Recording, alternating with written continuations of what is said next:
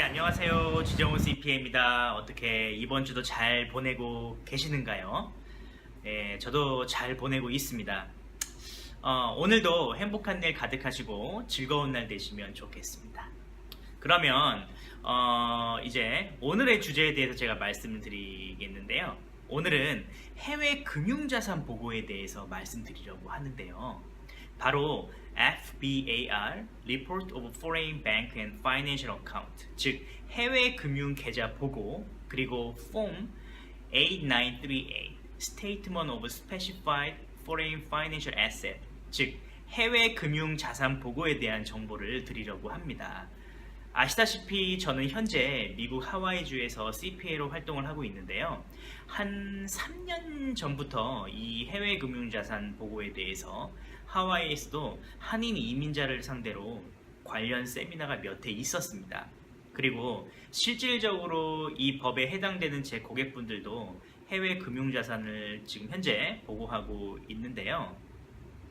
2014년 7월부터 한국과 미국 국세청 IRS 사이에 해외 계좌 정보가 공유되면서 현재 많은 미국 시민권자, 영주권자, 그리고 세법상 미국 거주자들은 제가 지금 현재 말씀드렸던 이 두 가지 해외 금융자산 보고에 대해서 관심이 많으시고 걱정이 있으세요.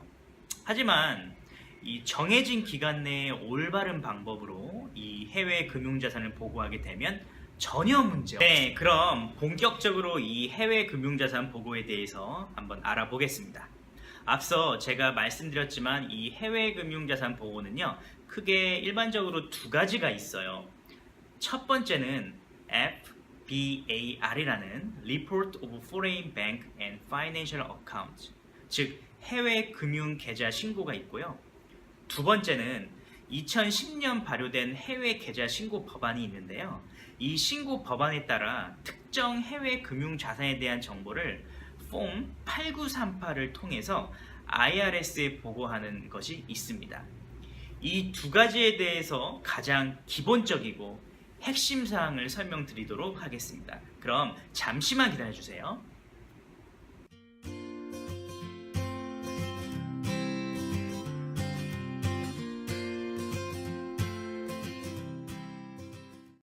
네, 그러면 이 FBAR 해외 금융 계좌 신고에 대해서 먼저 말씀을 드리겠습니다. 간단하게 말씀드린다면 연중 10,000불을 초과한 금액이 해외 금융 계좌에 한 번이라도 있었다면 이 FBAR 해외 금융 계좌를 보고해야 합니다. 이 FBAR 목적상 신고 의무 대상자는 연중 10,000불 초과 금액이 해외 계좌에 있었던 미국 시민권자, 영주권자, 그리고 시민권자, 영주권자가 아니더라도 미국에 일정 기간 거주할 경우 세법상 미국 거주자로 간주되어서 FBAR의 신고 의무자가 됩니다. 예를 들어 취업 비자인 H1 비자와 주재원 비자인 L1 비자들을 소지하고 계신 분들도 미국에 일정 기간 거주할 경우 보고 대상이 됩니다. 이 FBAR 해외금융 계좌 보고는 세금 보고와는 완전히 별개로 매년 4월 15일까지 보고를 해야 합니다. 서식 FINCEN 114라고 불리는 양식으로 반드시 e-파일링으로 보고를 해야 되고요. 그리고 미국 달러가 아닌 외화로 표시된 금융자산은 12월 31일에 환율을 사용해서 미국 달러화로 이렇게 만들어서 보고를 해야 합니다.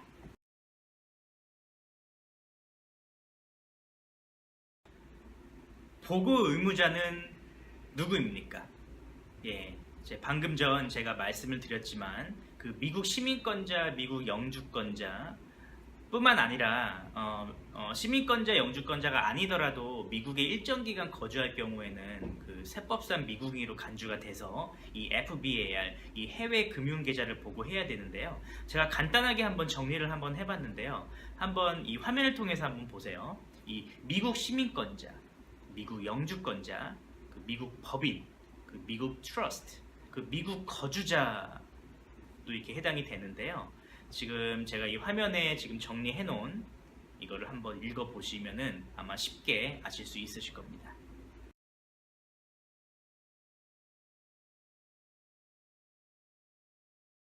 예, 해외 은행 계좌, 증권거래 계좌, 그리고 현금 보유액이 있는 보험 계좌, 그러니까 저축성 그런 보험 상품 같은 거 있잖아요.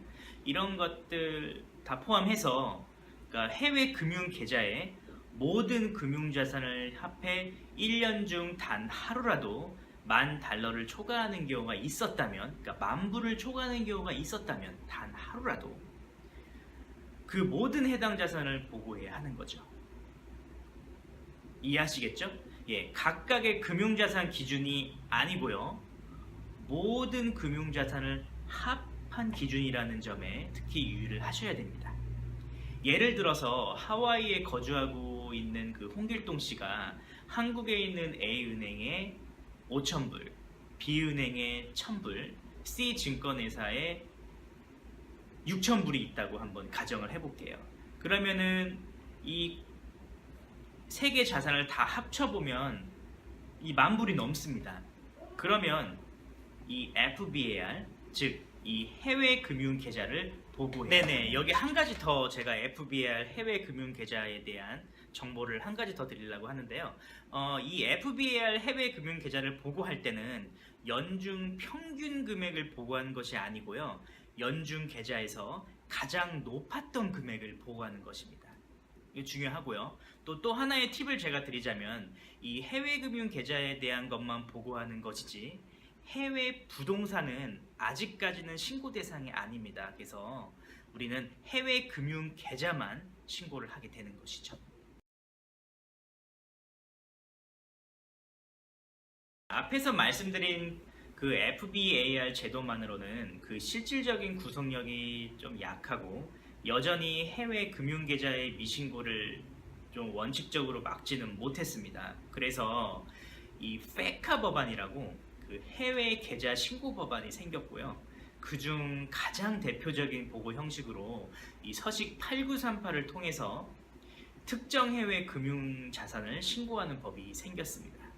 이 서식, 이 폼 8938은 개인 소득세 신고할 때, 즉 폼 1040, 서식 1040을 보고할 때 4월 15일, 만약에 뭐 연장 신청을 하면은 10월 15일까지 이제 보고하는 것이 원칙이고요.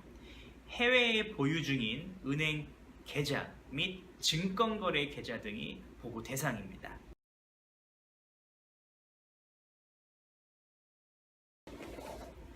네, 보고 의무자 중 개인은 방금 제가 설명드렸던 FBAR과 동일하다고 보시면 되세요. 하지만 그 domestic entities, 즉 corporation, 뭐 partnership, 그리고 trust 등의 그 entity는 법 적용되는 것이 조금 다릅니다.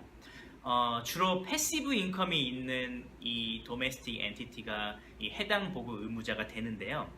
여기서 패시브 인컴이란 그 이자 소득, 배당 소득 등을 말합니다. 액티브 인컴이 아니고 이런 간접적으로 들어오는 소득, 이자 소득이나 배당 소득 등을 말하고요.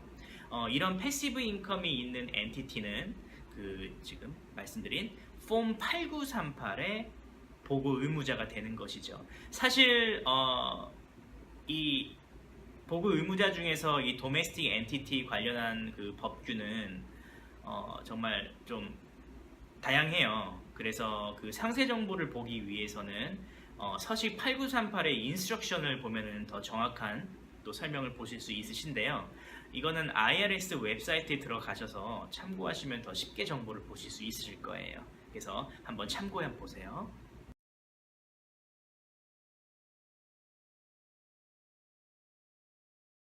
네, 사실 그 서식 8938은요, 미국에 거주하는 납세자, 그리고 해외에 거주하는 납세자, 금액의 그 기준이 조금 다릅니다. 그래서 먼저 그 미국에 거주하는 납세자에 대해서 설명을 드릴게요. 미국에 거주하는 미혼, 그리고 부부 개별 신고를 하는 납세자들의 해외 금융 계좌, 즉 해외 금융 자산 가치가 회계 연도내 7만 5천 불 초과 또는 12월 31일 그 연말 기준으로 5만 불 초과하였을 경우에는 서식 8938을 보고해야 합니다. 그리고 미국에 거주하는 부부 합산 신고를 하는 납세자들은 회계 연도 중 15만 불 초과 또는 12월 31일 연말 기준으로 10만 불 초과하였다면 서식 8938을 보고해야 합니다. 이번엔 해외 거주 납세자의 기준을 알려드릴게요.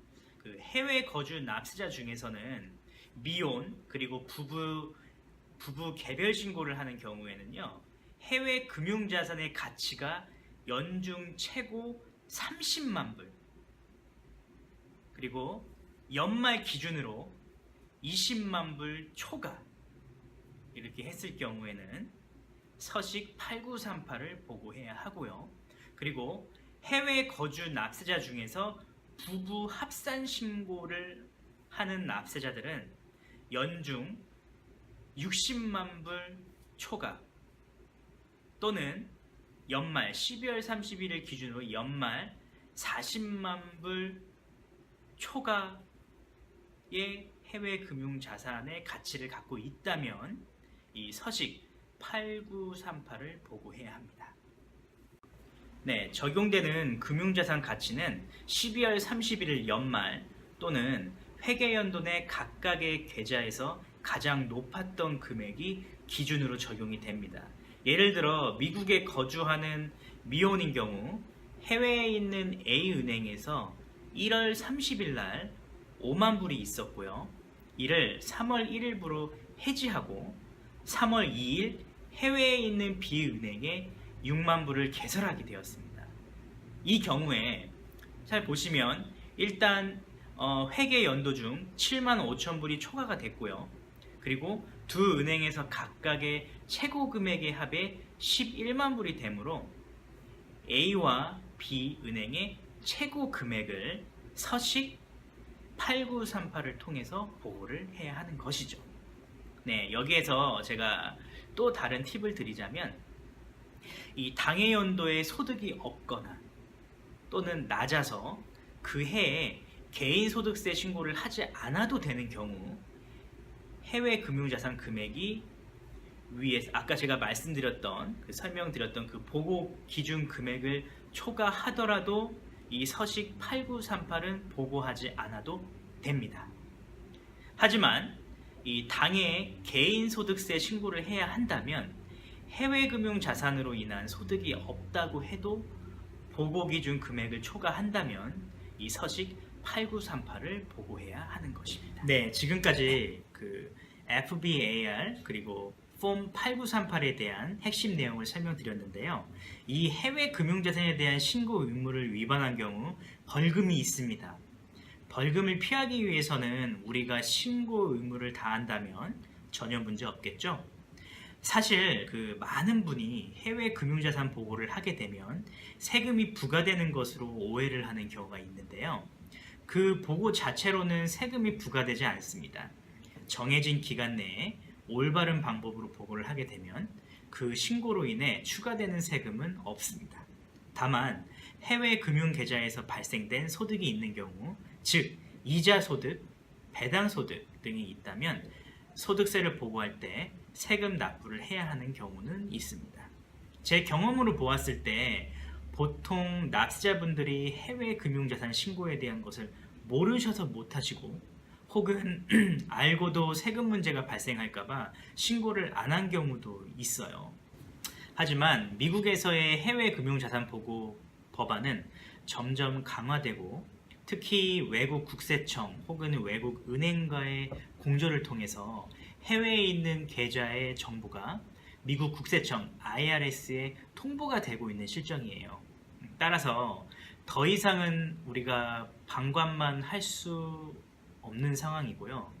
본인이 해외 금융자산 보고자에 해당된다고 생각하시면 적극적인 대응 자세가 필요하다고 CPA로서 여러분께 말씀을 드립니다. 네, 지금까지 해외 금융자산 보고에 대해서 말씀을 드렸습니다. 오늘 이 영상이 유익했다면 좋아요 버튼 꼭 눌러주시고요. 그리고 구독해주세요. 예. 오늘 준비한 거는 여기까지고요. 네, 그러면 다음 영상에서 또 찾아뵙겠습니다. 오늘 정말 행복한 하루 되시고요. 즐거운 하루 되시고, 그리고 무언가 우리가 이룰 수 있는 그런 날이 됐으면 좋겠습니다. 그러면 행복하세요. 다음 영상에서 뵙겠습니다.